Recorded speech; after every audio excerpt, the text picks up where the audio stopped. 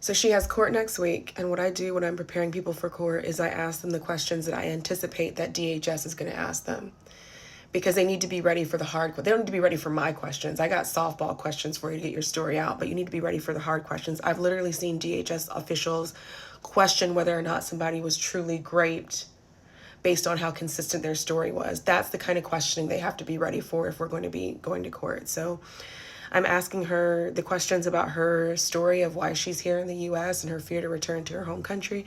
And she said that, and I'm pointing out some inconsistencies that she's saying so that we can resolve them now as opposed to dealing with them in court. And she said she didn't like my attitude. And I had the option at this point in time of saying, okay, well, let me change how I'm asking you questions, but I didn't. I said, look, you don't get to control the attitude of the DHS attorney who's asking you questions. You only get to control your responses. So you need to be ready for this. Like, I've literally seen DHS attorneys who hammer on the smallest, most insignificant difference as a means to say that somebody is not credible in their story. That's what we have to be prepared for. We have to be prepared for the worst possible questioning.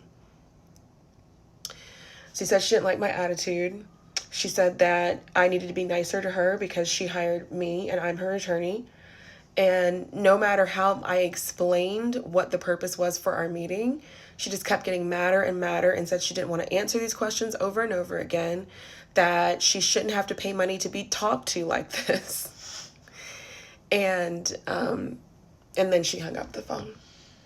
I don't know, obviously I'm going to call her tomorrow and we're going to figure something out, but I let the day go by. This was in the morning. I let the day go by without having any further conversation with her because I'm also a person. Mm-hmm.